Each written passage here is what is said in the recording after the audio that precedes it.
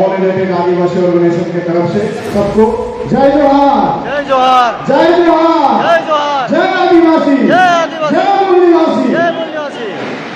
तो बहुत बहुत धन्यवाद हमारे बड़े भाई को जिन्होंने हमें छोटा सा संक्षेप में बात रखने को कहा है। तो आज जो भी है पूरे भारत देश में हम जो भी मूल निवासी के हैं या आदिवासी के हैं,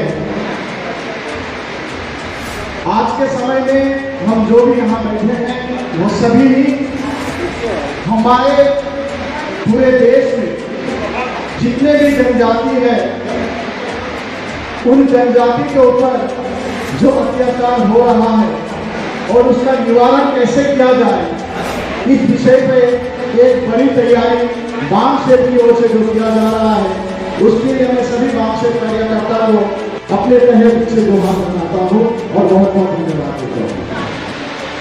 दोस्तों, मैं सभी के बारे में तो नहीं कह सकता, मैं एक आदिवासी जनजाति से हूँ, तो मैं कुछ अपनी जनजाति के ऊपर में बात रखना चाहता हूँ।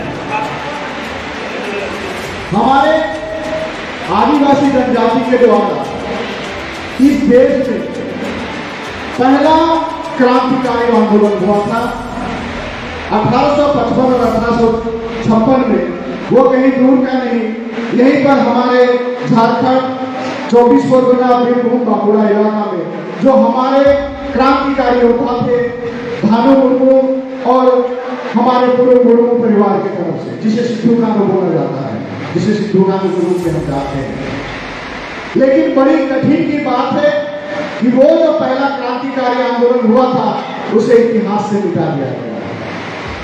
आज सिद्धू कानू और सिद्धू मुर्मू और उसके पूरे 7 परिवार के लोगों के द्वारा जो क्रांतिकारी आंदोलन जल जंगल जमीन को बचाओ का जो आंदोलन था, उसे अब इतिहास में नहीं पढ़ाया जाता या फिर पूरे देश में नहीं बताया जाता। यह हम आदिवासी के साथ एक पुनः अत्याचार का शुरुआत हुआ। आज हमारे धरती आबा भगवान बिरसा मुंडा सभी जानते हैं और आज उसे पूरे देश में धरती आबा के नाम से जानते हैं। उसके द्वारा जो बनाया गया कानून CNT एक्ट और SPT एक्ट जो पूरे भारतवर्ष में हम आदिवासियों के ऊपर लागू होना चाहिए, वो देश की आजादी के बाद भी लागू नहीं होता है। बाबा साहेब अम्बेडकर ने हमें और हमें बचाने के लिए कई सारे बड़े बड़े नियमों को आजादी के बाद भी जो रखना चाहिए संविधान में वो रखा, लेकिन संविधान को चलाने वाले लोग आज भी हमारे आदिवासी कानून को नहीं मानते हैं। जबकि देश का सुप्रीम कोर्ट और इस देश का जजमेंट भी कहता है कि देश का सबसे पहला कोई व्यक्ति है तो वो है आदिवासी। अगर सुप्रीम कोर्ट का आदेश है CNT एक्ट और SPT एक्ट कानून लगाया जाए तो बड़े दुर्भाग्य की बात है कि देश में इतने बड़े बड़े पढ़े लिखे ब्राह्मण भाग का देश है, लेकिन हम आदिवासी को आज तक हमारा कानून हमें नहीं मिलता है, हमारा अधिकार हमें नहीं मिलता है। हम जिस क्षेत्र में रहते हैं वो डुवर्स इलाका है, जिसमें लगभग 446 आदिवासी लोग रहते हैं और करीबन वहाँ 42 लाख आदिवासी जनजाति का एक जनसंख्या है। और डुवर्स की कहानी एक ऐसा है कि डुवर्स जो हमारा जो क्षेत्र है वो क्षेत्र भारतवर्ष से नहीं जुड़ता। वो 1952 तक हमारा जो क्षेत्र है वो भारतवर्ष से जुड़ा हुआ नहीं था। ये डुवर्स 18 डुवर्स है, जिसमें पश्चिम बंगाल के अंदर 10 डुवर्स आते हैं और असम के अंदर 8 डुवर्स आते हैं। देखने की बात यह है कि जो डुवर्स असम के अंदर आता है वो ऑटोनोमस काउंसिल के अंदर आता है। वो एक अंडर 6 शेड्यूल जब 244 के आर्टिकल के तहत दिया जाता है, वो 6 शेड्यूल के अंदर तहत असम का जो शेड्यूल डिस्ट्रिक्ट है उसे 6 शेड्यूल अंतर्गत ऑटोनोमस काउंसिल दिया जाता है। जब हम पूरे आदिवासी समाज एक होकर हमारे CM ममता बनर्जी के पास जाते हैं, आज से लगभग 2012-13 में जब हमारा अखिल भारतीय आदिवासी विकास परिषद को बृहत्तर आंदोलन चला गया था, तो हम जब अपने अधिकार के लिए डुवर्स के आदिवासी जनजाति के अधिकार के लिए जाते हैं तो हमें CM एक बात कहती है, एटा देवा जावे ना, एटा देवा जावे ना। तो कहने की बात यह है, क्या हमारे जो भी CM बनते हैं और जो PM बनते हैं, क्या हमारे संविधान से ऊपर के लोग हैं? ये कौन नहीं है लोग?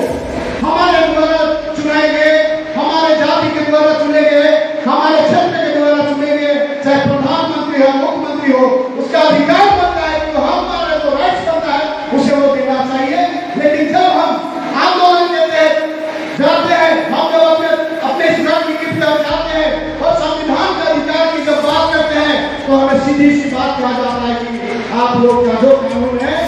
वो नहीं दिया जाएगा।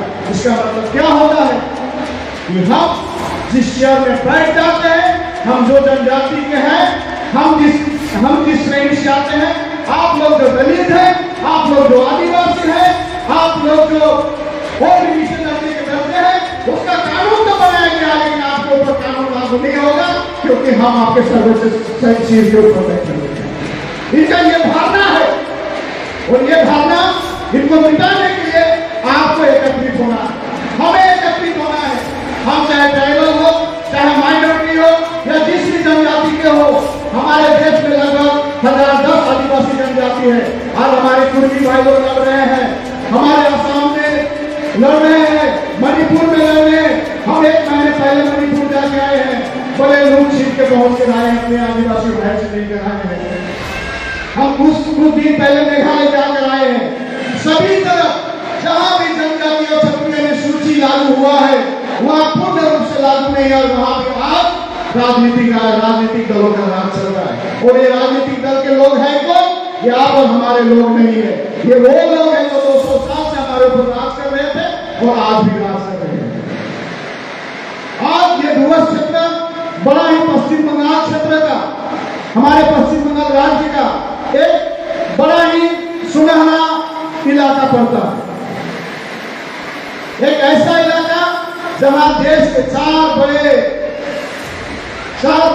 वन है, जंगल है, चिलापाता, बक्सर दुआस, गरुड़माला और एक नाम जंगल। ये 4 फॉरेस्ट एरिया पड़ते हैं। और आज का देखिए लोगों का या सरकार द्वारा एक ऐसा नियम बनाया जा रहा है कि आज जंगल काट के, उन्हें जंगल उजाड़ के वहां क्या बोलते हैं उसको, पार्क बनाया जा रहा है।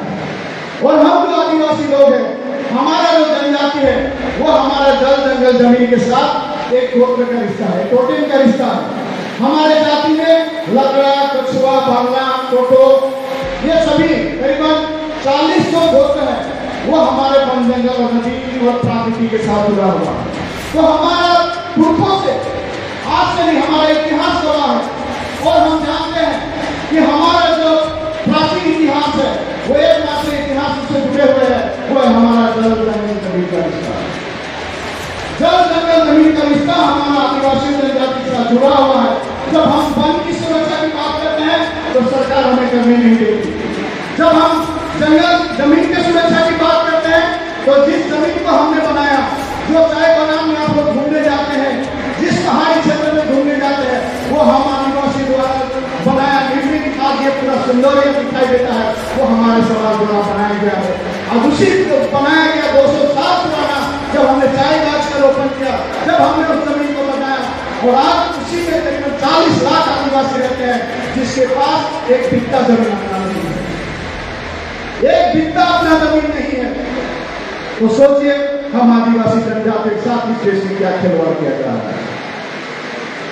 यही नहीं, आज से नहीं, अब जब हम कुछ दौर पहले हमारे सरकार को कहा कि हमें मिटाए देने का प्रयास किया जा रहा है, तो हमें सरकार से गुहार लगाई कि सर हमें पुनः आदिवासी कॉलम दिया जाए। मैं इसके लिए आपके सामने थोड़ा कुछ इतिहास को रखना चाहता हूँ कि जब भारत देश में अंग्रेजों की सरकार थी, तब हमारा आदिवासियों का अलग से जनगणना हुआ करता था। जैसे हिंदू, मुस्लिम, सिख, ईसाई, बौद्ध जैन जिस तरह से जनगणना होते हैं, उसी तरह हमारे आदिवासी जनजातियों का भी अलग से जनगणना हुआ। पहला जनगणना 1871 और 72 में हुआ। उस समय हमारे आदिवासी जनजातियों को अंग्रेज द्वारा एबोरिजिनल का नाम दिया गया, तो अलग कॉलम में अपना नाम लिखा है, क्योंकि हम आदिवासी का कोई धर्म नहीं होता, हम आदिवासी प्राकृतिक को मानते हैं और जल जंगल जमीन ही हमारा प्राकृतिक धर्म है।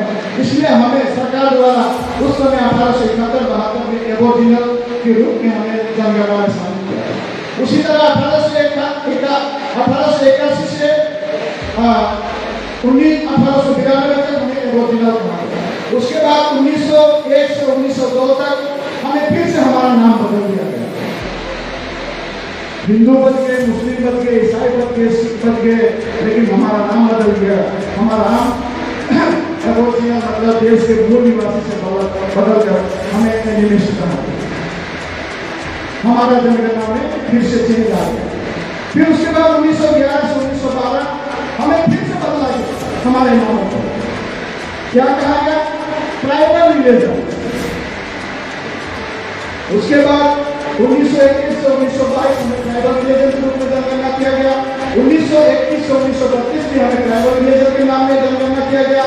और जब देश आजाद होने से पहले 1947 आजाद होने से पहले फिर से जब जनगणना आया तो हमें ट्राइबल कहा।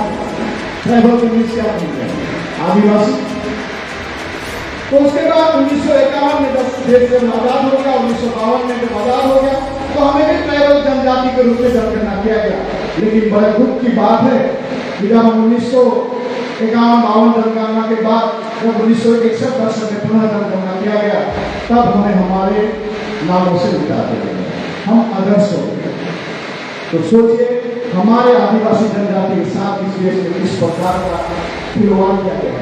इसलिए हम सभी आदिवासी आज भी अपने जल जंगल जमीन के अधिकार के लिए लड़ रहे हैं। और बड़ा इस समय खुशी की बात है कि देश के मूल निवासी के रूप में आप सभी जनजाति एकत्रित हुए। हम और आपकी लड़ाई एक है, इस देश में हमें बचना है और अपना संविधान को बताना है। इसलिए मैं गाँव से जुड़कर कई सारे कार्यक्रम में शामिल होता हूँ, हमारे कार्यक्रम में जाते हैं। इसलिए एक लड़ाई एक आवाज होना चाहिए। जिस तरह सुप्रीम कोर्ट का लाया गया है उसी तरह हम भी एसटी एससी ओबीसी माइनॉरिटी एक अगर हमें भी एक आंदोलन करना पड़ेगा कि देश में जो संविधान में हमें एसटी एससी ओबीसी माइनॉरिटी का अधिकार दिया गया है उसे लागू करो। यह हमारी लड़ाई फिर से परिणाम के रूप में एक होकर लड़ना पड़ेगा। इसी के साथ मैं अपना छोटा सा वक्त ध्यान करता हूँ। आप सभी को हार्दिक फिर से